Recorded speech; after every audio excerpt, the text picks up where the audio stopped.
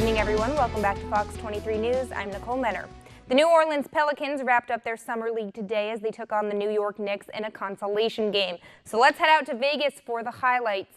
Cheick Diallo and rookie shooting guard Trevon Bluiett sitting out to give some other players like Garland Green some time. The younger bro of the Rockets, Gerald Green, a fadeaway here, and the Pels are up. They were up at 3 by the half. Close game, but the Knicks would pull away after that, going on to win it 102-83. Green finished with a team-high 23 points.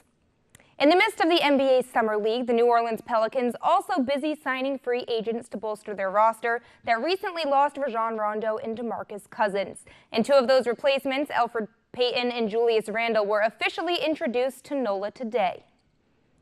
Really excited about the opportunity of me being able to come here. So that was part of it. And once that started to happen, I actually reached out to AD just to kind of get his advice on how he felt and how he liked it out here. And he told me, and then he had called me like 3 times in a row after to pretty much get the job done. But just talking to my family, talking to Dell and the coaches and stuff, man, it just felt like a natural fit for me. After an accident-ridden race last weekend at Daytona, the NASCAR Cup Series will roll onto Kentucky Speedway for the Quaker State 400 tomorrow night. Now, with the chaos of restrictor plate racing behind them and a much tamer 1.5-mile track, here's what multiple-time Kentucky winner Kyle Busch had to say about racing there.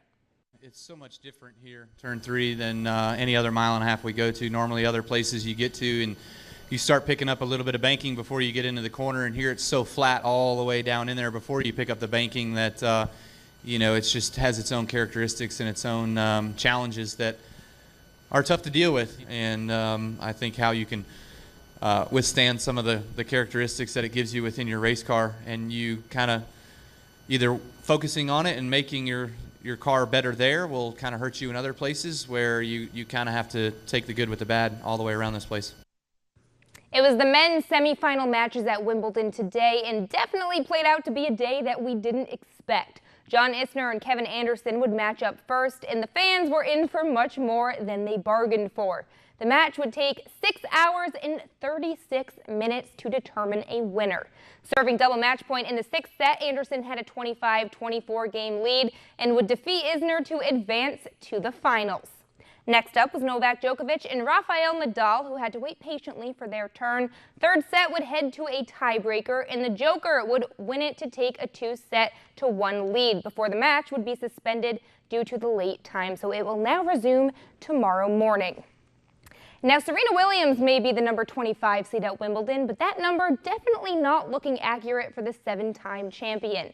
Williams' seeding is a result of leaving the tour for a year while she had a baby, but she's back and playing like she never left. She was in the far court against Julia Gerges yesterday. On the match point, Serena won in straight sets to advance to her 30th major final, so she will be facing Angelique Kerber in the championship tomorrow morning. She's aiming for her 24th Grand Slam singles title, which would match Margaret Court's all-time record.